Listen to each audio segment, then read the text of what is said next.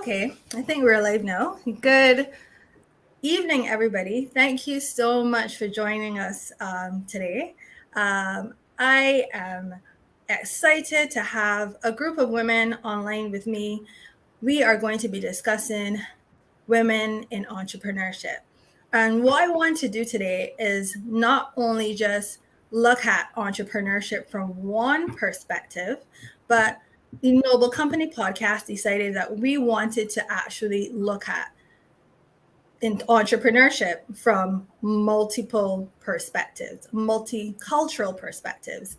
And so today we're going to be having someone from Trinidad, someone from Barbados, from the US, as well as a guest from India who will be joining us and giving us their perspective on what it means to be a woman in entrepreneurship. So I'm going to welcome my guests and I'm going to ask them to give a brief introduction of themselves. So we have Donna Wilkinson Clark, we have Simone joining us and giving us their. I'm hearing some feedback. I'm sorry. Were you saying something? Okay. All right. So there is also Simone Francois Whittier, and then we have Dana Magnus. Later, we're going to have Supriya Kamkar meet with us as well. But I'm going to start with Donna. And Donna, can you share a little bit about yourself with us? Hi, Ron. Good evening, everyone. My name is Donna Wilkinson Clark. I am a marketing consultant, business and marketing consultant, a yoga instructor, and a bioresonance therapist. I have been an entrepreneur for a while. I've had side hustles, and then I guess in 2018, I became a full-time entrepreneur. My field of experience is in the telecommunications, manufacturing, and financial services industries. And I have always had this burning desire to own a business, I guess, or maybe just own something to leave a legacy for my daughter. I've always wanted to ensure that legacy, and I'm not only talking about financial, but legacy as it relates to this entrepreneurship, this burning desire, because I saw my grandmother, who was my first example as an entrepreneur.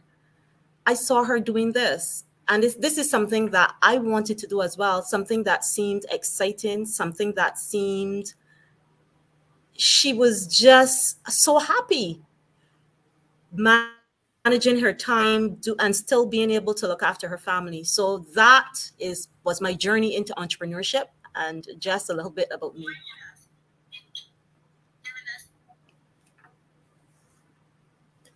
All right, Simone, would you like to tell us a bit about your journey? Hi, so good evening, everyone, from the Twin Island Republic of Trinidad and Tobago. My name is Simone Francois Whittier. I am an attorney. I'm very new to entrepreneurship. I started my own practice in 2018 and my own liqueur making business in 2018. I'm the resident mixologist for all of my friends, and I decided to monetize it. So I went and I did my mixology course. I became a certified bartender. And I decided, a friend of mine told me, she said, you can't be giving away these drinks for free. And I realized that there was a market for it. Of course, it's Trinidad. We have Carnival, etc. But also because I actually genuinely love making the drinks. And I like to see people's faces light up with the drink. Yeah, there was some feedback, but that's okay. Yeah, so I don't come from an entrepreneurial background at all. On at least my side of the family, my parents worked with the state oil company. Most of my relatives work there. Everybody's more or less salaried. Very good paying jobs, well-paying jobs. They're all professionals, etc. But nobody really runs their own business. My generation, though, some of my cousins and I, we all got bitten by the bug. So I have a cousin who has a clothing business now, a couple others, and my dad's side of the family. And then in doing research, into my family tree, I realized that my great grandmother actually owned a plantation. Post the slave era, she would have, and her husband would have started own plantation and sold crops and so on to take care of their families, and they were able to do it very well.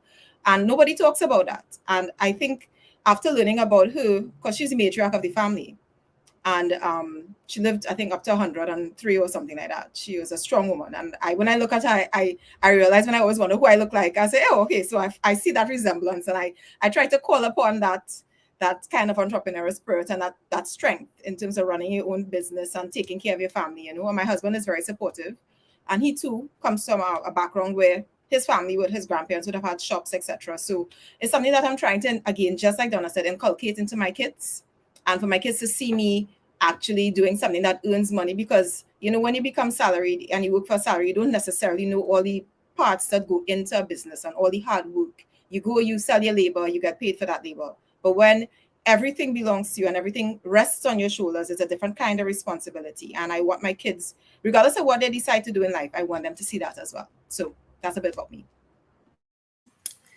Thank you. That was quite a mouthful. And, it was really refreshing to hear about your journey. And that's actually something that we're going to be talking about a little bit later, about the history of entrepreneurship and, women in entrepreneurship in our own families and in our own society. So thanks for sharing that.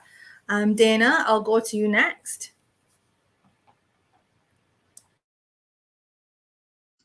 Hello, everyone. It's so great to be here. Thank you so much, Rowan, for putting this together. My name is Dana Magnus. I own the marketing brand, MKTG brand, and I have started my business in 2018 as well, like you other ladies. And I've been an entrepreneur for 13 years. I was a photographer before that. I am first generation, like, business owner, entrepreneur. Everyone else thinks in my family thinks I'm crazy, years ago, for even venturing to quit my 9-to-5 and just go off on my own. I still get comments here and there to say, well, why don't you get a job? And why can't you just, go back to work? And I don't think they understand. So I'm coming from a multi-generations of people working for other people. And like Simone said, the understanding of all the components of what it takes to run a business is definitely something I learned firsthand. Lots of tears, lots of, feeling of being terrified. Could I make it? Could I not? But my husband has supported me through so many years and months of, just kind of pushing through it. And I'm grateful that I have that opportunity. I also have a almost 14-month-old baby. So this past year, I scaled from a full agency with a team of 8 down to just me now. And I'm consulting with my clients, and I work kind of just as a full-time marketing strategist, kind of in the cracks of my day, because during the day, for the most part, I stay home with my daughter, keep up the house, and, still trying to find purpose, place, and a way to make an impact on the world. Even though, let's face it, we do make impact in our household. And I think that's just something that I'd love to keep that conversation open, is why doesn't that feel enough, right? And what are we doing here sometimes? And this is stuff that I'm still exploring. And I love being in the space of women like this, that we can talk about that and our fears and our desires and all the things that we want to do as ambitious women and mothers and, just people in our family holding it all together. So thank you. Thanks for sharing that, Dana. And it seems to be a common thread here of, support from husbands. So that's definitely something that we're going to explore a little bit further. And now I'm going to introduce Supriya. I'm going to say in advance that Supriya is not going to be able to stay with us for the entire program, but I'm definitely really excited that she's here today, and I'm really looking forward to hearing her perspective. So Supriya, can you tell me a little bit about yourself? Tell us a little bit about yourself. Thank you, Anne, and hello, everyone. So my name is Supriya Khamkar. I'm from Mumbai, India. So my company name is Earthy Shades Design Studio. We are into luxury residential spaces as well as commercial spaces. We cater pan-India presently. I'm into this field since past 8 years now. And it's been my um, so I'm a sole proprietor. So the journey for me has been doing everything by my own. I'm again the first generation business in this field. There's no one in my family who's ever been into business. So this was like starting from zero, had no idea about how this goes and where will I land up and what challenges I will face. So you can say just zero guidance from anyone. So I started reading books, doing my online research, talking to people, joined a lot of networking platforms, and that's how I have gained knowledge, and that's how I have grown my business. So before getting into my present business, I was actually working full time for a multinational company wherein my lifestyle was perfect. Like everything was there. I had a car to pick me up, I had world travel free, and then I had handsome amount of salary. But there was something that wasn't keeping me happy there. I was feeling that I'm capable to do something more than that 9 to 5 job. So that's when I started thinking about what do I have to do in my life. And then I started writing down things. And then I decided, okay, I think I should just start my entrepreneurship journey, which will give me challenges every day and will keep me motivated. So that's how I ventured into this. Thank you so much.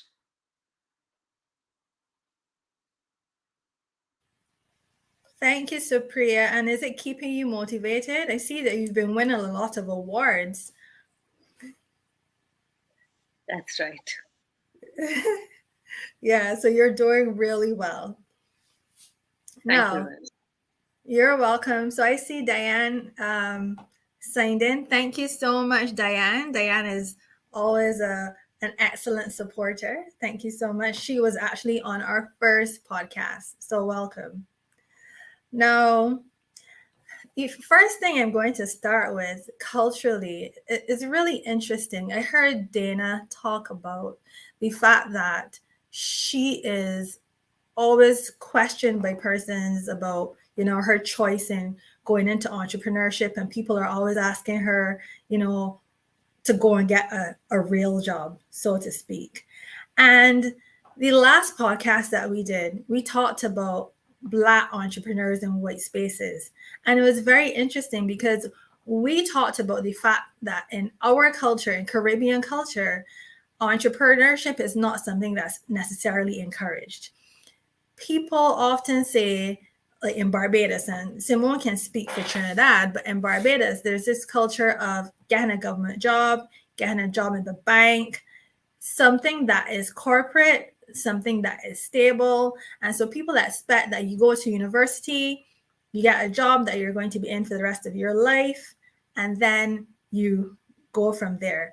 And so one of the things that I was trying to bring out in the last podcast is that there's so many things that we often attribute to a particular culture, a particular race, but the truth is that we can see it in other people as well. So would you like to share a little bit more about your experience, Simone, in Trinidad? And then Dana, if you can share a little bit about what that journey has been like for you emotionally and having to overcome that, that would be great. Go ahead, Simone.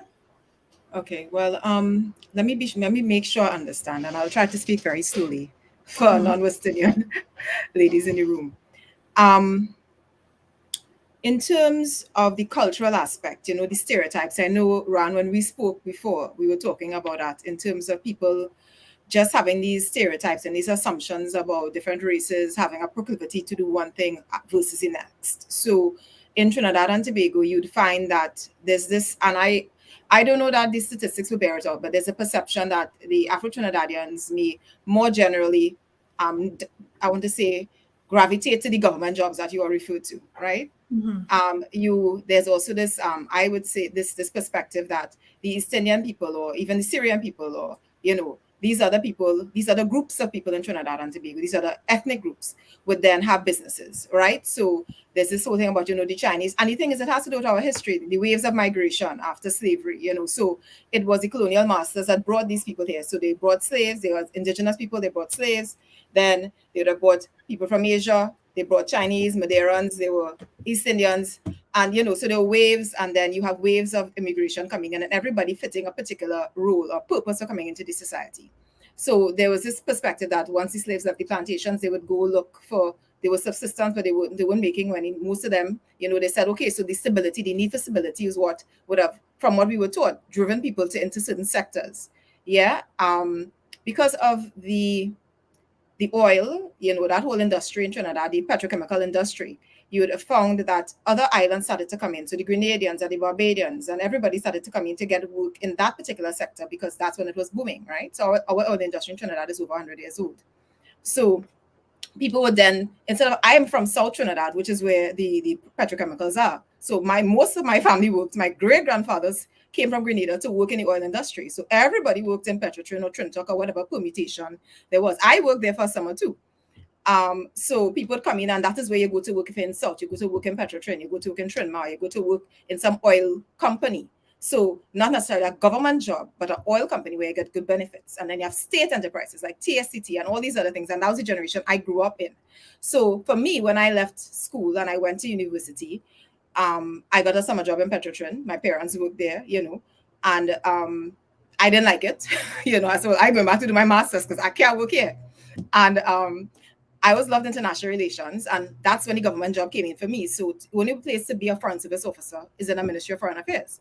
So I joined the Foreign Service, and I was there for over a dozen years. But for me, just like what Supriya said, there was something more, like, because people ask me the same thing. People just leave that job. See, when people just leave the Foreign Service, an older man asked me that just this year. He said, people just leave that job. So for me, there was the pressure of the expectations, the stereotyping. Like, okay, so certain types of people go into certain jobs, but never from my family. That was the strange thing. It wasn't from, within my family, my spouse, nor my extended family. They were like, okay, well, if that's what you want to do, go for it, but there were certain expectations, and that's where the culture, and I want to say the stereotypes, because I don't think as I've gotten older, I don't think any of those things are true, because different people do different things, and it has nothing to do, at least after you bypass the superficial, it really doesn't have anything to do with people's outward appearance. It has to do with what they want for themselves. And at least our generation, I found, has been braver than other generations to start stepping into things that they probably before would not have gone into. That's not to say that the stereotypes are not borne out by some people, but they're still there. So I hope I answered the question in terms of the cultural aspect and expectation in Trinidad. Thank you, Simone. You answered the question, but you spoke really quickly. So I hope that Dana and Supriya understood what you were saying. So too. All right. So Dana, can you go ahead and tell us about your experience and, how you had to overcome that emotionally? Yeah, absolutely. So here in the United States, I think it's a little bit different. I remember when I was younger, starting my career or starting my job, I actually went to school for marketing and advertising. I'm actually using my degree, which is, I think it's a little rare in entrepreneurship. But one of the things that I found is that I've always had a side hustle, right? So I always had a photography business on the side. I was always working evenings, either editing shoots or going on photo shoots. And then on the weekends, I was capturing weddings, all while working my 9-to-5 job. And so I always had this like kind of motor to do more. But I feel like that's definitely our culture here in the US, is like, if you don't have a side hustle and if you're not like working all through the night, even past times when you need to spend time with your family and spouse, like, it's almost like, oh, like, I felt like this pressure emotionally to just like take it all on. And yet at the same time, in my internal like community, like my extended family and then my household, I had this like clash, because then they all needed me to, why are you working so much? What are you doing this for? Who are you trying to prove this to? And why are you just doing so much? But like, you look around and it's like, oh, everyone's doing that in my age. Like, we're all trying to, create businesses and work 9-to-5 and do all this stuff. So I just felt like there was this immense pressure. And then, of course, this comparative mindset, which when you go on social media now, that was new, that my parents completely don't understand, is that, like you look around and you see all these successful entrepreneurs or other photographers or other marketing people just like blowing it out of the water, doing amazing work. And then you're just sitting there feeling like a failure when you had a bad day, or you lose a client, or you have problems that are like, up past your eyeballs with your finances, or you hadn't make money in a couple months. And I would say like the pressure is extremely immense. And then going back to your spouse, I mean, my spouse and I, like, I think it was like 2 or 3 months into like being full-time on my own, we had to have a conversation where like our time together wasn't about me just venting and crying and talking about my business the whole time, because I just needed a partner. I needed somebody to like, to say, hey, I'm going through this. I don't know what I'm doing. I've rewritten my intro sales like pitch the 75 times today, and I think I'm just like hitting my head against the wall. Like, can you read it for me or something? And just that whole like your mind just spins, just being left to your own devices. So I found that as much as we think that the pressure is outside, I think a lot of the pressure becomes inside. But I wouldn't say that it's our fault either as women, trying to take it all on and trying to care for everyone and help the world and help our clients and help our families. There's just so many things that we kind of step up to be responsible for. And, I think everyone goes through a bit of a struggle, and especially social media hides a lot of the truth of what really it is and really how difficult it can be. So emotionally, I think having a support system is humongous, and that may not be your spouse every time. Maybe they're supporting you to go find a coach or like a group of, business colleagues that you can talk and vent about.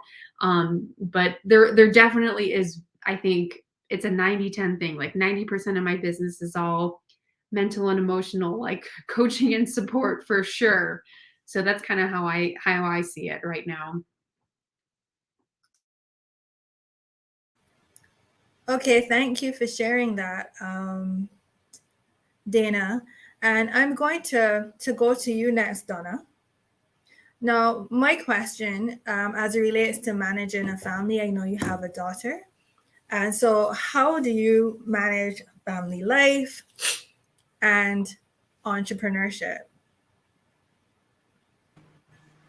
Yes, Rowan, it is one of the challenges that many female entrepreneurs face.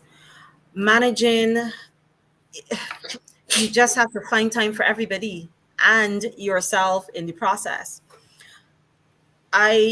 My daughter is 17 years old. She's at a stage, she's getting ready to do CAPE. She's getting ready, so she's doing SBAs. She wants to be with her friends.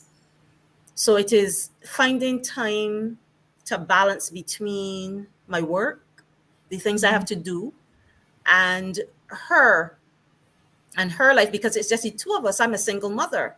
So with that in mind, sometimes I don't always get it right, but that's all right. I just I just go the next day. And the thing is, I always tell her when I'm working on something, I need to make sure, when I'm working on a project, mommy's doing this, tell me ahead of time. A lot of it comes with pre-planning. A lot of it comes with getting her cooperation.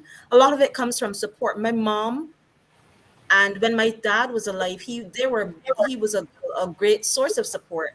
My mom is a good source of support. If I am unable to do something, take her somewhere, prepare lunch, mommy comes in and steps in.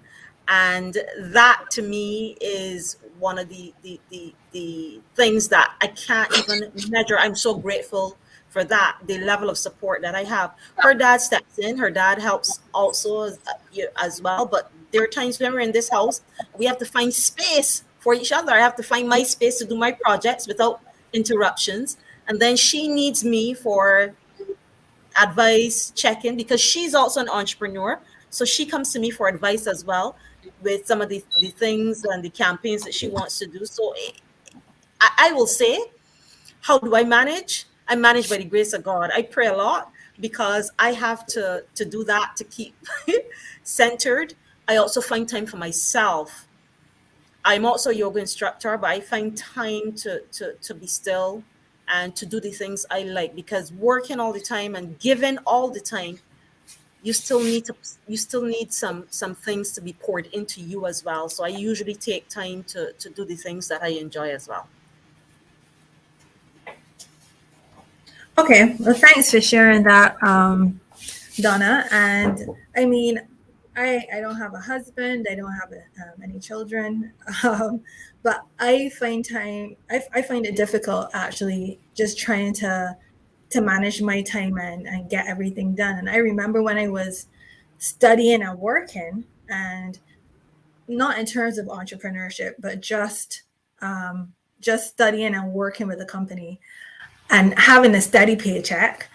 I I remember that I was so stressed because it's like having to manage going to school, working full time, um, cooking meals, sleeping, you know, recreation time. It is crazy. And I think to add on top of that, having a family to take care of, I always admire the mothers in my class because I'm like, however do you do it? And that's not to minimize the contribution of men, but in many cases, there's an expectation that women are the persons that are supposed to be there and to take care. So I remember, I think, was it yesterday? I had a conversation with one of my sisters, and she was telling me that she hates when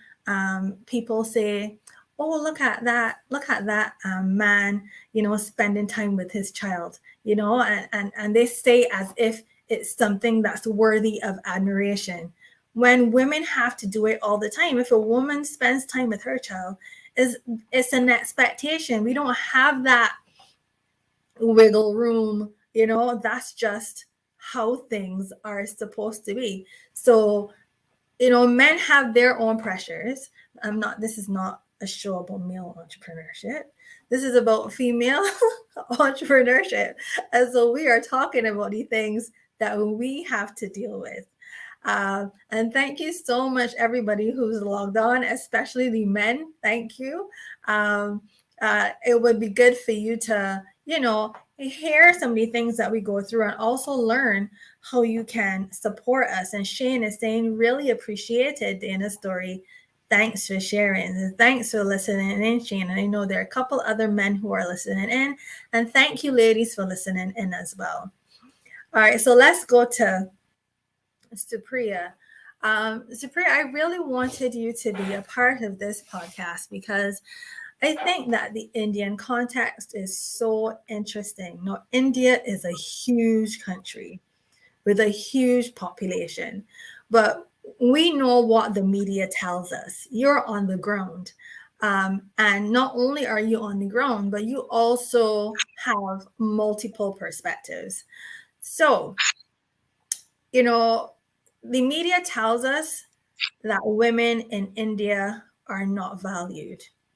And so when I think about how that translates into entrepreneurship, I could see how that might be problematic. What is your take on that? Great question, I would say, Roanne. Mhm. So I would first like to tell about myself, like from where I have come. So my Sure. story is same like Roanne. So I'm also living by my own. I don't have a family to take care, no kids, no husband yet. So everything by my own. So talking about India for women. So whatever we see in the news, those are the few things that happens in India. India as a whole is not all about that. People here, they do respect a lot.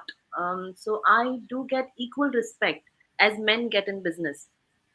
So being in Mumbai, like I'm born and brought up in Mumbai, I never faced any discrimination being a woman.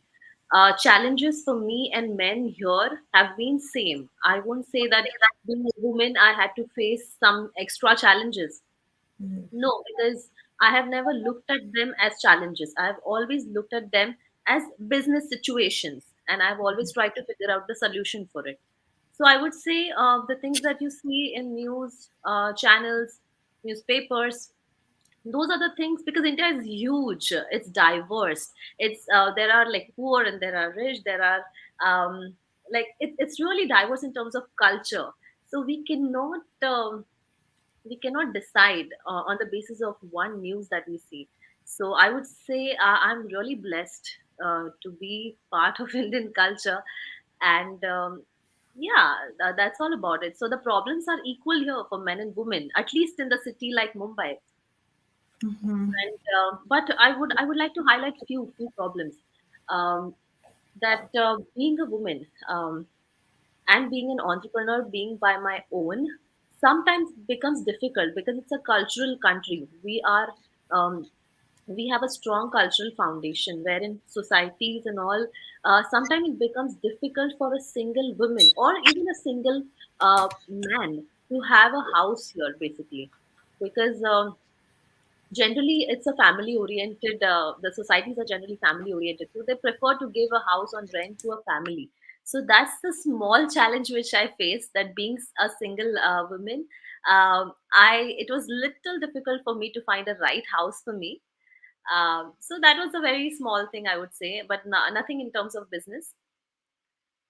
That's all.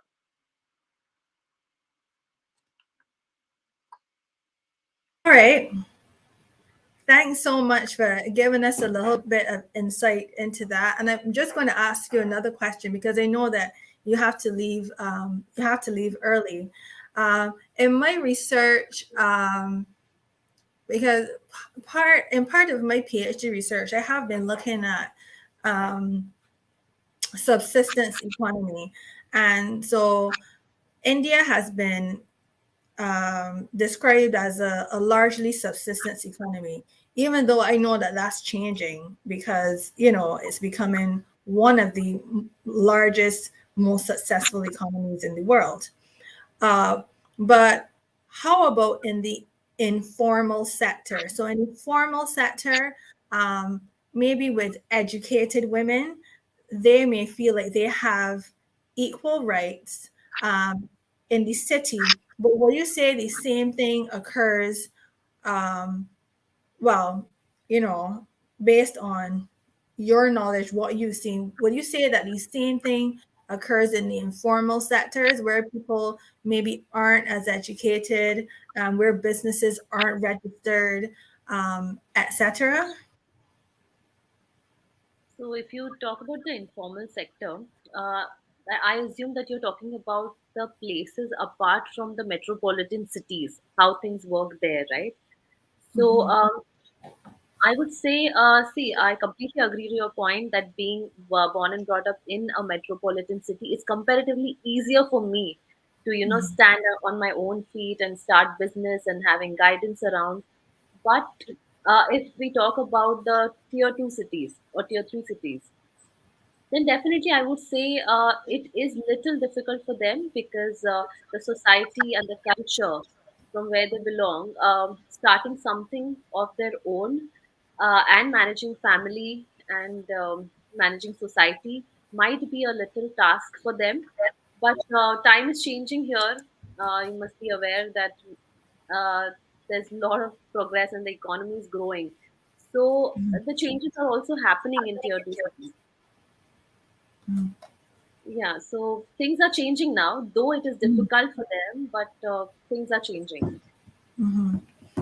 All right, thanks so much for sharing that. And one of the things that I really love to do with um, this podcast is to really share the perspectives that we wouldn't have, because they're, let's call it myth busting, because there's so many things that people think because they're not exposed um, directly. They don't know somebody from a particular country, and so we have these preconceived notions about other people. And when we really have conversations, we realize, we're actually more alike than we are different. And that a lot of the things that are sold to us as women or as people really stand to divide us more than bring us together. Maybe if we knew more about each other and understood each other more, then we would be further ahead. Which brings me to a conversation that I had today during training, and actually a conversation that I have often about women and their ability to get along. Now, there's this notion that women cannot get along. What has your experience been? And before I go into that, Deanne is saying, what a great group of business women. Diane agreed. And Diane asked what business Supriya is in. Do you want to say what business you're in, Supriya? Sure, sure. So I'm an interior designer. So I do high-end residential spaces and commercial spaces in India. I also have clients outside India, like I'm dealing with clients in USA and UK. For them, we are just virtually designing the spaces. And so it's all about interiors, it's all about decor, furniture, lights. That's all about. Perfect. All right. So I'll start with you, Dana. What has your experience been with women in general? Yeah. So I kind of think women in general for me have been the reason I started my business. So I was actually networking with a women's group when I was living in San Diego, California. And the group was just was led by a business coach. And she was the one who actually told me, after listening to what I was interested in and listening to what I was doing, and we were having a glass of wine, and she was like, I think you have like another business on the line. And her group and community were just so supportive and incredibly helpful.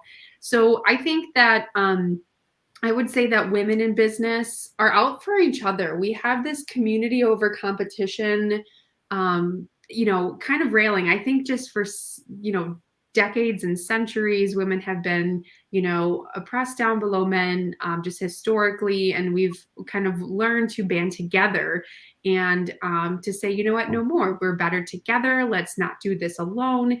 And I found so many great women's focused communities for entrepreneurs. Fab Fempreneurs was one of them. And here in Chicago, I'm part of another group called Women Belong.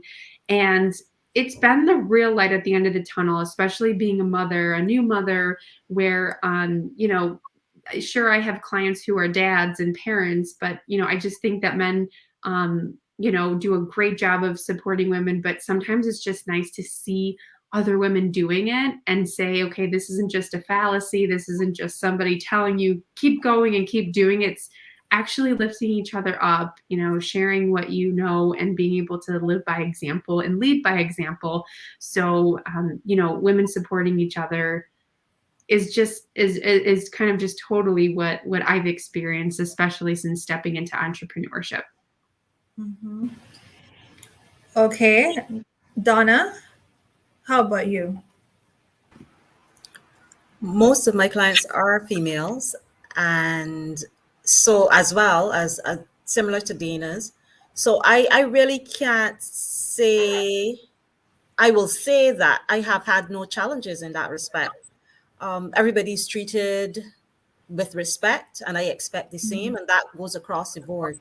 So I cannot say that I've had major challenges in that particular area relating to other females not getting along with me. In corporate Barbados, that was different. And that's a totally different discussion at another time. But as an entrepreneur dealing with my clients, I've not had that experience. No. Simone? For me, it depends on which business you're talking about, because certain fields are naturally more competitive than others. So the legal practice, that's a different conversation.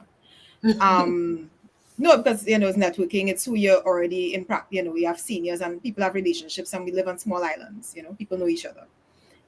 But with regard to my liquor business, Any Lime TT, when I started it, I did a business program with Cariri. That's a UE Caribbean Research Center, right? The University of the West Indies in St. Augustine. And there were lots of women in that class, and some of them I still keep in contact with. They have been extremely supportive.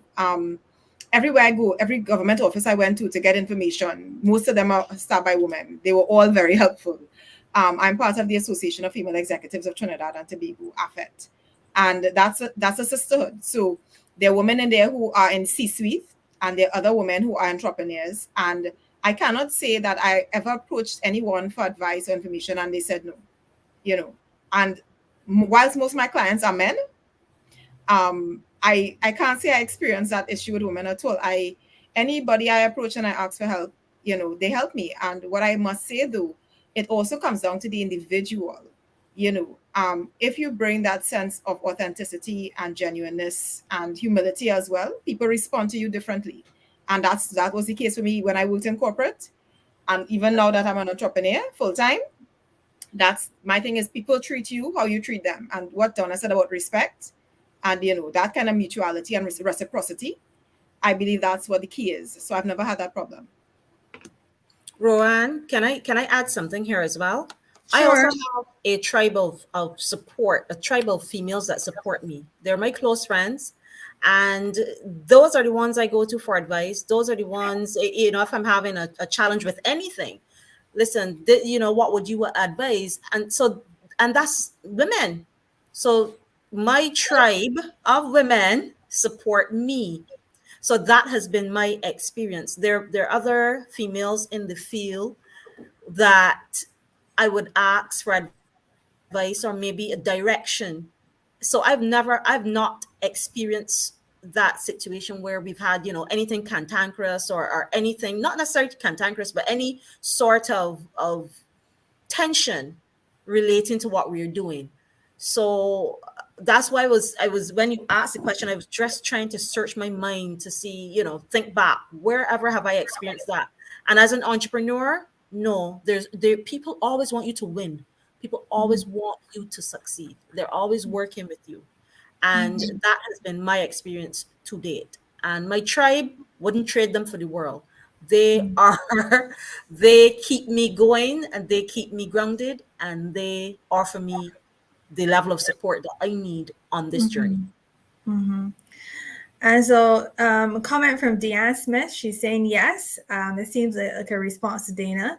She said, women are the reason I started my business too. We do get along. Humans either get along or don't. It's not just women. And Diane has a comment in response to Donna. She's saying, Donna, I had some surprisingly negative experiences with women in corporate, but those were the exceptions. As an entrepreneur, pretty positive. So it's really interesting. It's really interesting, the context and how the context seems to shape what people's experiences have been. All right, thanks for sharing. How about you, Supriya? Roanne? Sorry, and that is what Diane said is exactly my experience. Corporate was a little different. It is more, there's more cutthroat, there's more tension, there's less willingness to support. But I found as an entrepreneur that Diane said, it's more supportive. And is that me? I heard some feedback. I'm not sure. So I found it to be more supportive. Now I'm an entrepreneur. Other females supporting me in my business. Okay, thank you. Supriya, how about you? Yeah, Joanne. So basically, I agree with all the ladies that yes, women have been supportive. I've met some amazing women entrepreneurs here in Mumbai, and we share our things, we share our challenges, we share what perspective we have for business. So it has been a really great time that I've spent with them. But I would like to highlight one point, particularly in my field, because it's all about design, it's all about detailing, it's all about choices, it's all about color combination. Wives and females, like female clients and male clients, both of them have different perspective about my profession. Like male clients, they generally leave everything on me that, okay, Supriya, this is the budget I have, you do whatever best you can do, and that's all. And then everything is in my hands, what I have to do. But when it comes to female clients, then there's a lot of input, there's a lot of involvement, because females are generally very particular about all these things about the design. They like to get involved in the design process more than men. That's what I've experienced in my field. And yes, it becomes very interesting in some clients that, it's interactive and then we come to a conclusion. But in some clients, it becomes difficult because it's a technical subject too. So making them understand the technicalities of it and then coming to a conclusion sometimes becomes difficult when there's a lot of uh, involvement. And so you understood, right? Two designers cannot work on the same thing. Then, you tend to spoil the dish. So that is an experience that I have about people. But it's just a part of it, not like every client is like that. So like some of it, you can just say 5% of the clients, female clients. That's all. So thanks for sharing that, Supriya. Um, so one of the things that I find, we talked a little bit about the perceptions in India, but one of the things that persons or women generally say is that they don't feel like men or society takes them seriously when it comes to business. And when you're collecting a paycheck, it's like, okay, it's neither here nor there. But when you're having to hustle, you really need to be taken seriously, And how do you so what has your experience been with that? And how have you overcome that as entrepreneurs? Anybody who wants to share can go ahead. I think I'll just answer this because I have to leave. That's the reason. Sorry, ladies. So, That's okay. yeah, I think this is the biggest challenge that I faced in my field. Um, because when I started my business, I was very young. Like I was around 23 when I started my business, and I was doing pretty good in my field. But there was a point when people were actually doubting on my skills. That how can this young lady just do the luxury decor? Like how can we give our money, so much of hard-earned money to her, the designer spaces? But I knew that I am capable of doing, so I started creating videos. I have my YouTube channel called as Earthy Shades Design Studio. So wherein in those videos, I started showing my work, I started explaining, I started sharing what my thought process is about my experience, and then people started believing in me. That age doesn't matter. It's all about intelligence and it's all about how serious you are about your profession. So I think creating videos and being on social media platform, that's what helped me in this situation. That's a really good point, and that actually is increasingly becoming the way that persons are enroll, establishing their know-how, letting people know, okay, I actually know how to do this. Here's the evidence. And, sometimes people need to see that concrete evidence, because whether it's because of your age or because you're a woman, they think that you may not be able to do it. And Supriya, if you'll just go ahead and in the comments, oh, Diane says that she knows that you looked familiar, that she loves your YouTube channel. So you actually have a follower here in Barbados other than me. I'll definitely share my channel in the chat box. Yeah, so please go ahead and share in the comments so that more people can find out about the work that you do. Yes, your work is really good, very impressive, and thank you so much for being here, Supriya. I don't know. Do you want to stay until like 7, or do you think you want to just leave now after this comment? Yeah, I think I prefer to leave now because I started today at like 4:30 a.m., which I've never done in my life. So right now it's around 5:30 in India, and coincidentally, I have a today early morning meet, so I'll have to rush. But thank you so much, Rohan, for having me. It was a great platform to be around these amazing ladies all across globe. So thank you so much, everyone. If there's anything else that I can contribute in the next sessions, I would love to be part of it. Thank you so much. And I really appreciate you coming on. This is a major sacrifice for you. Everybody else is on a similar time zone. Like you said, you had to wake up early to be here at 5:30 in the morning, and then you have an appointment. You have to leave at 6:30. So, it speaks as well as to your commitment as an entrepreneur, to your commitment in establishing yourself as a professional. And so we thank you and we appreciate your perspective, Supriya. Thank you so much, Rowan, and thank you so much, Dana. Thank you so much, Simone. Thank you, Dana. Have a Bye. great Lovely day. meeting you. Take Bye. care. Nice to meet you. Same here, everyone. Bye. Take care. Bye-bye. I would like to add something about women and money and all that good stuff and worth, if I can. Sure. So I think I've been doing a lot of work lately. Well, I started my business, like I said, a couple years ago, and about a year and a half in, I heard about this thing called the money mindset. And that was really new for me because, again, I thought that once you set your prices, you start to put them on your website and you work and you fulfill your offering and you work and you market and you hustle and you do all the things. And then I was challenged by another kind of coach about, well, charge double that or add another zero at the end. And as a woman, I guess maybe it's just culturally in the US how I've been brought up, like you always think men earn more and, women have different roles. And there's always this kind of feeling of historic disparity as well. The internal story of what I felt it wasn't like oh yeah, I'm eager to go like make more money. It was like, oh my gosh, like I can't charge that. I'm not worth that. And so for me, even though I don't see sometimes I put out bids that are really expensive and to both men and women.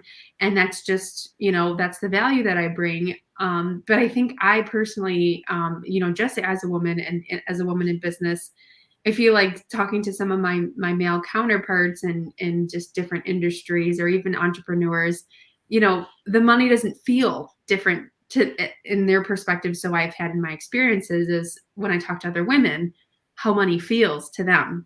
Are we worth it? Are we worth more? And why can't women make more than men? And so I feel like as much as there is this external story going on, right, that hopefully now so much has changed, there's still so much internal story that I'm still working through, even being in business for 13 years altogether, being on my own, right? I still have like little butterflies in my stomach to charge like way more than I know I'm even worth.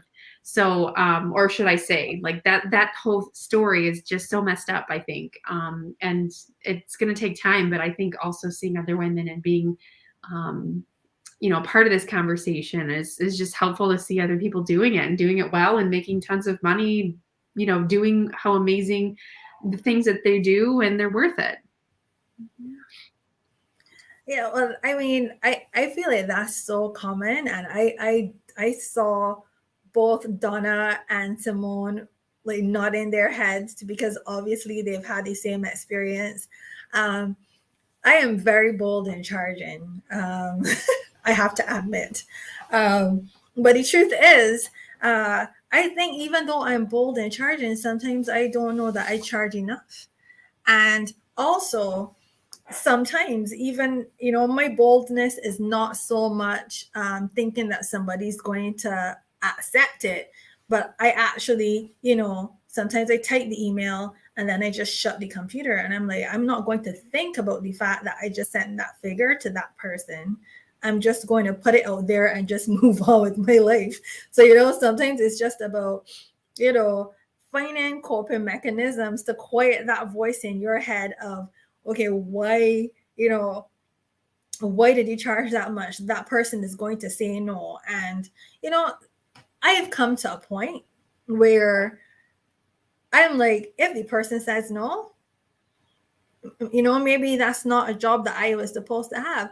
I feel like if I need to charge what I'm worth, and if I decide to give a discount, it's because I feel like giving a discount, and not because people are telling me, that this is what I am supposed to do. And it takes a while to get there. There's a lot of coaching and talking to yourself and telling yourself, okay, this is what I need to do. Diane is saying, great point, Dana, and very true. And Diane is also an entrepreneur. I want to weigh in here because this is an experience. As I said that when I first, again, having been salaried my whole life, never sold a thing. Yeah. When I started to sell my drinks, now the drinks were easier for me to sell because that's profit and loss. This is how much it is. This is what you sell it for. So, and the thing is, that wasn't a problem because Trinidadians like rum, they drink it to taste good, no problem, here's the money. That was not an issue. I found the issue for charging with me came with my practice. And that's where the point in with about the inherent self-worth and what people think you're worth and what your work is worth. Because when you're salaried, they pay you a salary, you take it, they pay for your labor, you keep it moving. And my first, my best friend and I opened our practice together, and she's an attorney as well. And I was in office that day, and where we had the office set up, the older attorney, they said matters he doesn't take. So he sent somebody to my office, a walk-in. I simply decided not to take walk-ins, but that's a different joke. And the gentleman came in, and there's an older man. So again, because you're culturally, you're socialized to deal with old people with deference and respect. I'm like, okay, so come in, had a seat. Mind you, this is in the middle of the pandemic. And I sat him down, made sure he was comfortable, and he starts relating me the story. So when I told him what I would charge, he then tells me, no, I did not charge him for the consultation. I need to say this. Because I'm like, is an old man, okay, Simone, let's just listen to him, let's see what's going on with Grandpa. And so he's telling me what he will pay me. He said, well, no, I will pay you this, which is like 1/10. I said, stop.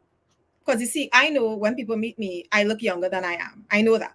And that's where the stereotyping. You look like a little girl. And in Trinidad, they say, but you look like a little girl. I've had people tell me that to my face. You look like a little girl. But in corporate, when I was a director of a department in a government ministry, and even now, and I am like, well, I'm not. And they get the phone voice. And this man is telling me what he wants to pay me. And I said, sir, let me stop you right there. I said, this is the end of our meeting. I said, I'm going to invite you to have a walk outside. I say, our meeting is over. You take good care of yourself. I even give him a, I say, you know what, you sound like you need some counseling. Because based on what he was, I said, let me get you a number for you. No, because it was some, people come and lawyers are not, and let me just let the public know, lawyers are not psychologists or psychiatrists, but people come and it's a confession for some of them. And I gave him the number, said these people could help you. I think this is what you need, but I can't help you. And I'm certainly not going to help you for that. And I called my best friend, and I probably called my husband too.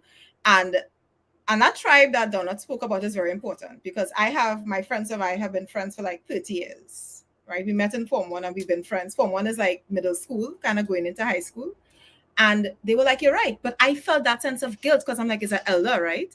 But then the other Simone was like, do not be ridiculous. He can't tell you how much he wants to pay you, and I felt that sense of indignation and that self-respect. And I was like, but he couldn't be. And I use that to remind myself when I have to charge people that if you don't demand or insist on the respect and know what you are worth, people will do what they want to you. You people only do to you what you let them.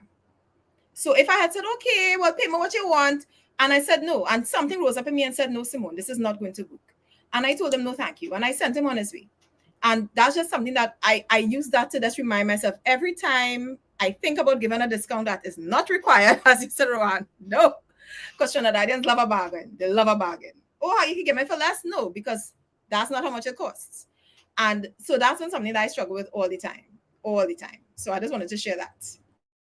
Simone, I can relate to that as well. I had an experience, something, it was mind-boggling, and that's when I realized, look, you have to be firm. This is what you're worth. This is this is how you eat. This is how you put money back into the economy. This is all of these things where that was the realization. I worked at another, it was a family type organization, a family organization, and someone I knew called me up and said, listen, I know you work here. This is what I need, and I want it for free.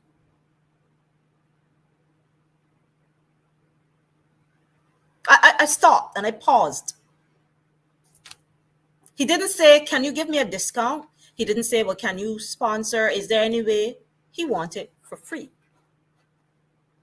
I stopped a minute, and I did not immediately respond the first thought that came to my head. But I did say, unfortunately, I'm out of office, which I was, and, I won't be back. So I really am not unable to help you at this time. As I delve further, what he wanted was to start another business.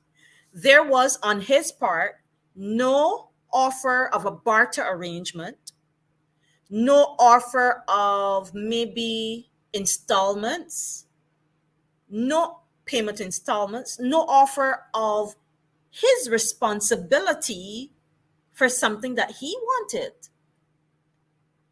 It was at that point I was like, okay, no. And from then, I demand what I'm worth. And if I'm able to offer you a discount, I will. If it is for a charity, if it is for something that is dear to my heart, I will examine that. But no way, there's no way, absolutely no way I'm going to stay there and you demand my service, my time, my effort for free. That was a wake-up call for me.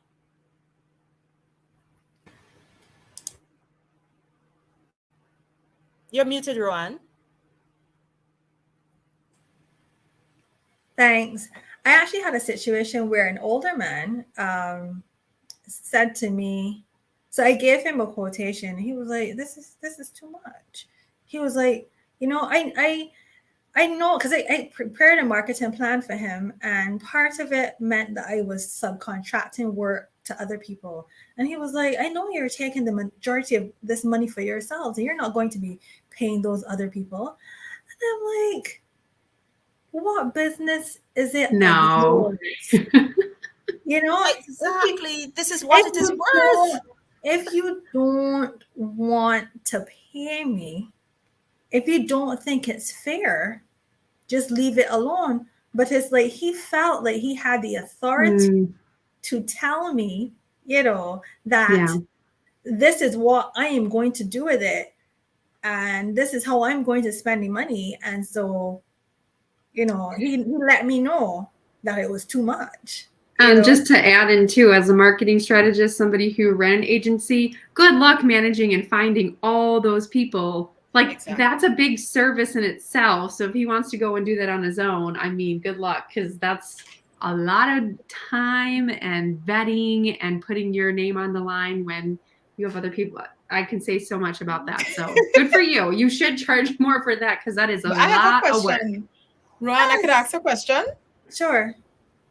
I realize there's a thread, a common thread here in terms of who the I don't want to say the guilty parties are, the offenders. Yeah, the presumed offenders.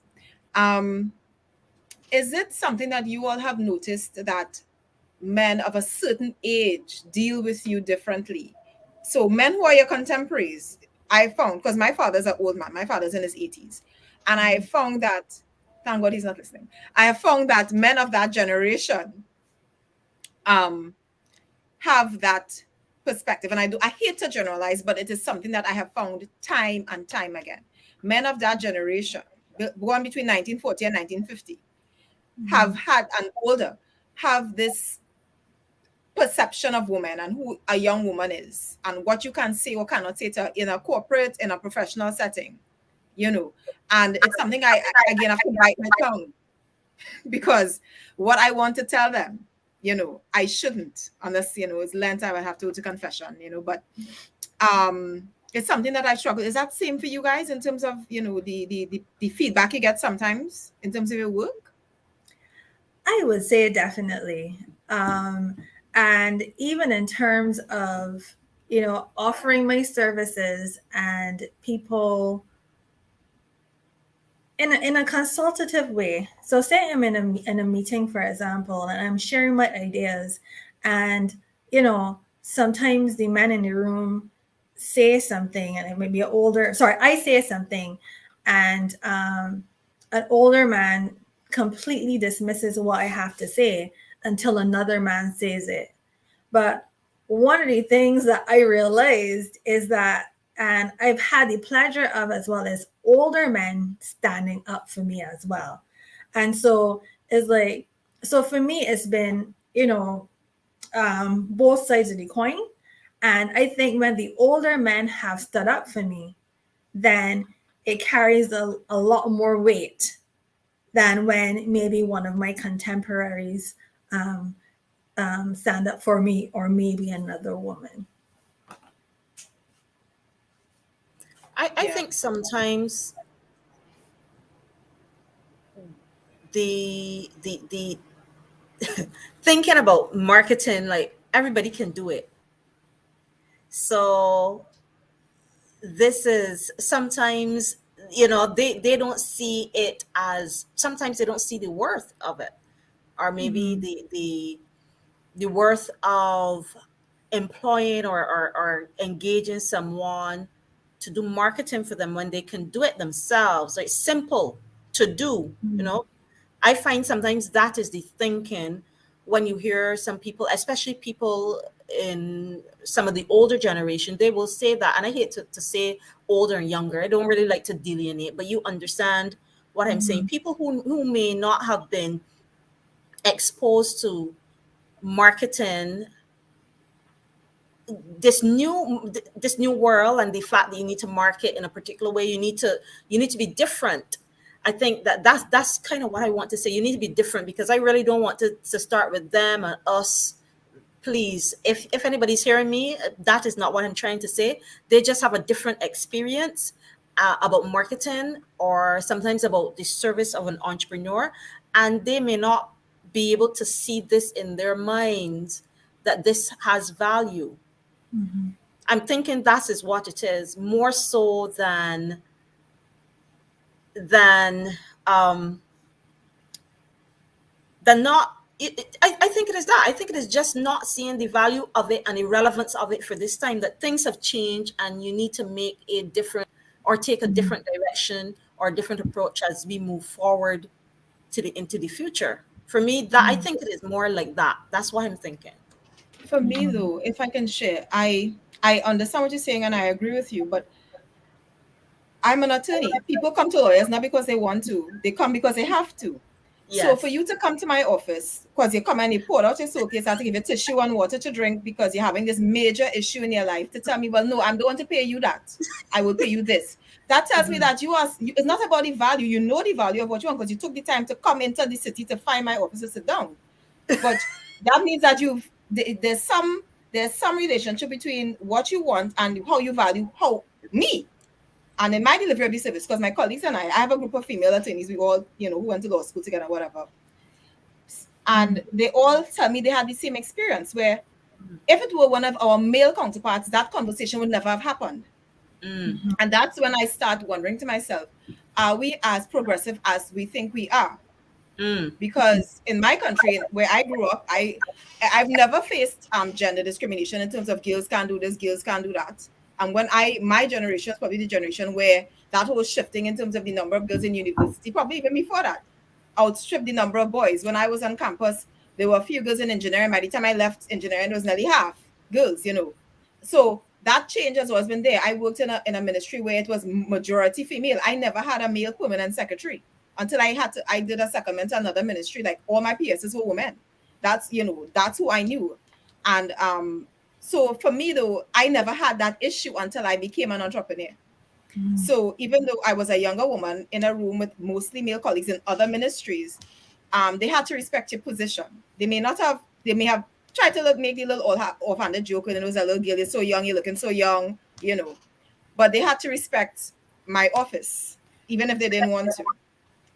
But when I became an entrepreneur, people would give liberties to them out. So that man came in and he thought he could do that. And I hear other female colleagues making the same comments or having similar stories of people coming to them and saying, well, I don't want to pay this, I can't pay this, I pay that. Another friend of mine went to court, represented the person, got them off the charge, and the person didn't pay her. So it's not that they don't value the work, It's just that they figure, in my opinion, they figure because you're a woman, they could get away with things like that. Or they would even chance doing it. They don't think the consequences. You know what I mean? So that's been my perspective. That's my perspective so far. I'm hoping it changes. All right, ladies. So I kind of want to wrap this up a little bit.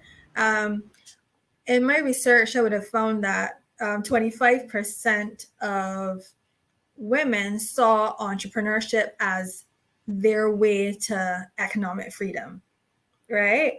And so I want to know, what is your vision of entrepreneurship for women? Some of you have daughters, children. I know that Donna's daughter is already an entrepreneur. So what is your vision for women in entrepreneurship? I'll start with you, Dana. So for me, entrepreneurship is that, it first kind of set me up as a freedom to be instead of freedom to do, right? I wanted to be all the things that I loved as a child: creative, leadership, all the things that I couldn't find perfectly aligned in a job that was going to be offered to me at my credentials. I love to chase the things that I wanted to chase without having to have all the red tape around it. And after working for a few small businesses, mostly under men, I wanted to just express myself in a different way, that I wanted to be the one calling the shots and kind of incorporate all the things that I loved. And then it really shifted for me when I became pregnant and, had my daughter. Entrepreneurship became something different. It became more than just for me. It became, and I think Simone mentioned it, and Donna both, is like, it's becoming an example of so much more. It's an example of being a pioneer and going out to get what you want and not having to follow a path or having to, follow anyone in front of you, really. It's every day you're using your own two hands and your own two eyes and your mouth and your ears, and you are figuring something brand new out that no one has ever ventured to before. And I think what a beautiful way to share that with the younger generation and, our children, to be able to share with them that their voice matters, their heart matters, all the things that they've developed in terms of their skills, abilities, and talents matter up until this point. And then marry that perfectly with being able to be business savvy and build a business and, compete in the marketplace to, I wouldn't say compete, but just join the marketplace to build your own wealth and live life on your own terms, that you don't have to jeopardize any of your values or step out of alignment for. So that to me is entrepreneurship. Mm-hmm. Great. I like the sound of that. I love it, actually. Simone? Entrepreneurship for me, it is just like Dana said, the freedom. For me, I viewed it as my awakening. I don't know if you could understand that. From being kind of released or, from that kind of structure, I was always in a very buttoned up, very closed kind of environment. And just to do something like this, I would have had to ask for permission, and I said to my friend yesterday, I said, this whole thing is about me not having to ask for permission to be who I am. So I have certain things that I value. I value volunteerism. I have organizations I volunteer for. I'm on different boards, etc. I would have had to ask my employer permission to do that if I was still employed. Yeah. To live my life, I would have had to ask permission for my family to do certain things. And I said I couldn't take it anymore. And I don't need permission from anybody to live my life. So for me, it gave me the freedom to literally do what I want to do, to make a contribution and how I see fit to serve causes that I found were valuable and that would give value back to the society. So that's what entrepreneurship is for me. Mm-hmm. Donna? So I think Donna and Simone really, really explained it for me as well. When I started my entrepreneurship journey, early in when my daughter was first born, I was at home having businesses, a different type of business. And I did that to have the freedom, because in a 9 to 5, I worked. And I want to share this story. When my daughter was about 3 months old, and 4 months, and I returned to work, I was sitting at the office 6 o'clock one evening when I got a call from the nursery. Are you going to pick her up? That was a wake up call for me. So being an entrepreneur, and I stayed in that job probably for another few months before I came out. Imagine my daughter was still there and I was sitting in the office working, and she was at the nursery, the very last child at the nursery. That was my wake up call.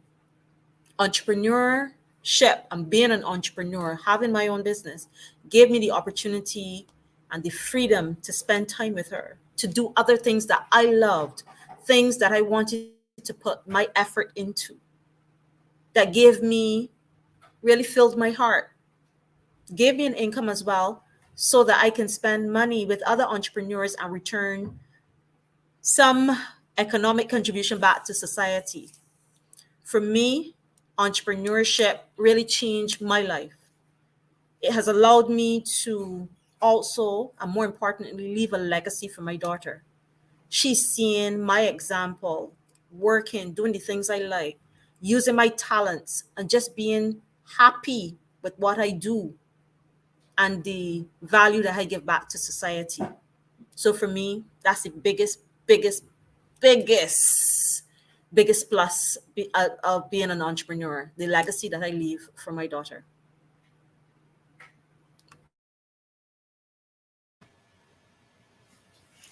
And I mean, if I could jump in here, I have very similar sentiments to you guys. I am not one who works well in restriction. So even if I have a job, I need to well, even if I'm employed, I need work that is project based, something that changes from time to time. I need excitement. I need to not be at a desk all day. And so I think entrepreneurship allows me to control that. And it's not that I can't find that in a job, but I know that entrepreneurship has that kind of flexibility. And so that's very much in line with my personality, having the ability to get up and go, to get up and move and not be restricted. And so I think that's why entrepreneurship works for me. I won't say that I will never go back into, a corporate environment, and we'll have to see how things go and how opportunities present itself. I will always have a side hustle because that's just my personality. I need to be doing the things that I love. That fuels me to be able to do the things that I love. And so like Dana and Simone, being able to focus on the things that I value, that adds value to my life. That makes me happier. That makes me a better person overall. And so I guess that's how I feel about entrepreneurship. And I hope that through my example, I will be able to leave a legacy for my family as well. I don't have any children as yet, but I have 4 nephews, and I live my life in a way that they can see what is possible for them. I want them to see that Roanne has done this, she's traveled here, she's studied this, she's worked doing this thing on her own. So I want to be an example for them of what is possible. And I want them to know that entrepreneurship is possible for them as well. Any other comments? Anything else you want to share before you go?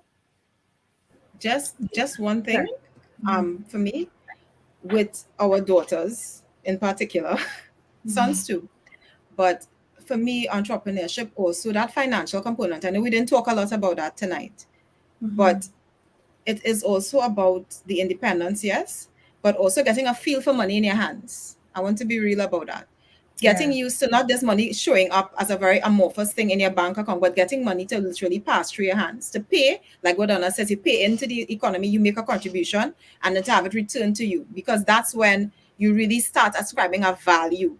And I'm not saying to look at yourself valued in how much money you make, yes, but to understand how things work, and that form of exchange. This is a very surreal thing for you to make something and then hand it to somebody, and then somebody gives you something in return, rather than you go to work, you sit at a desk, you type all day, whatever, and then money shows up at the end of the month. To me, it's a very it's a very detached relationship you have with the money. But when you earn it like that and you touch it, then you could be more responsible with it. Yeah.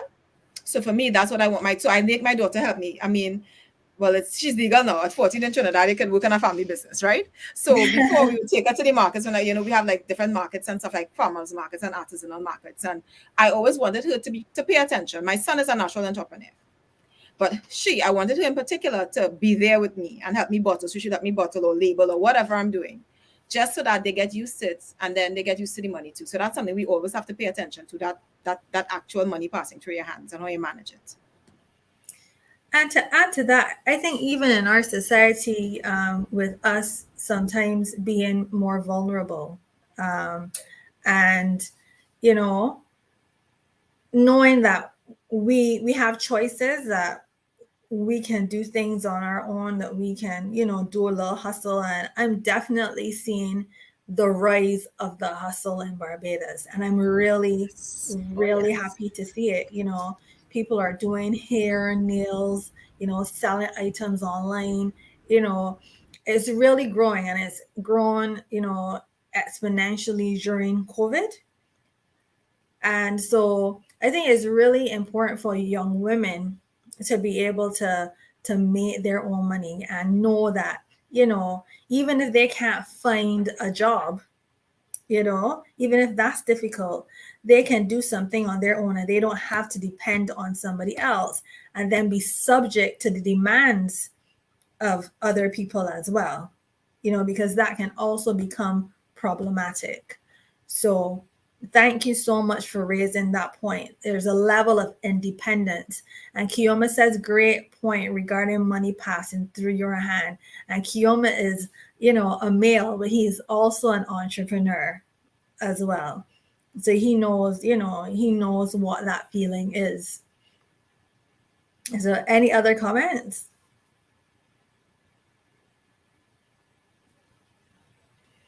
Okay, great. Well, thank you so much, ladies. Diane says, great conversation. Thanks for doing this, Rowan. Thank you for coming on and staying on. Thanks for sharing, ladies, and best to you all. Kioma says, this has been a great, insightful, and enriching discussion. Marvin says, this was an excellent event. I thoroughly enjoyed it. This was empowering for young men as well. Thanks so much for your feedback. Shari says, Simone, you cracking me up. Love the realness. Yes. Simone is real.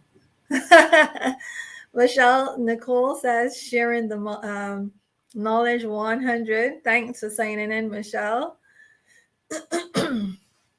So yeah, that's it.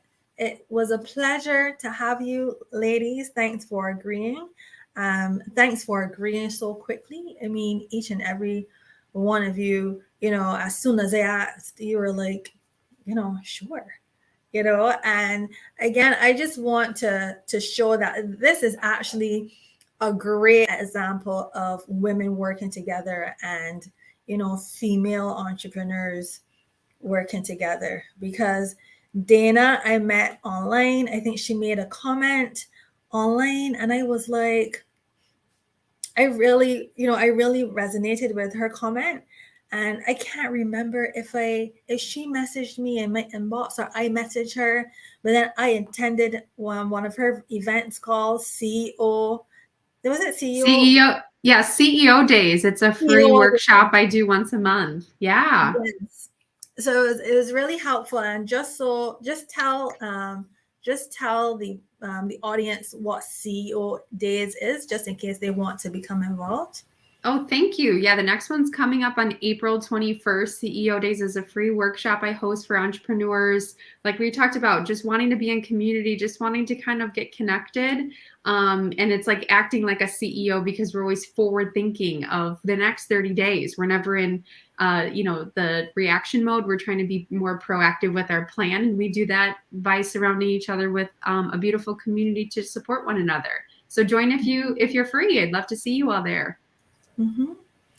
And it's a great event where you get to actually sit down and you plan out. So right there, right then, Dana sets out, she gives a handout in advance, and you can sit down and actually plan out your goals for the next 30 days. So it's something that you do within the 2 hour session. And the great thing about it is, again, as entrepreneurs, we don't always have the time. We are so busy, and we mean to set aside the time, but sometimes, like she said, we're just being reactive. But when you set aside those days and you have a community who's, keeping you accountable, people of like mind, it's really helpful to just get in and to just work, put aside that time, put in the work, and just go. Javier is saying, wonderful interaction. Thank you very much for sharing and being an example for young ladies to follow. I look forward to seeing / reading of the fulfillment of those goals you've identified. Thank you so much, Javier, for signing in. So yes, Donna, how I met Donna. I think we somehow connected on LinkedIn, but we never chatted. But then Donna, I attended a webinar that she was a part of, and I totally enjoyed her contribution.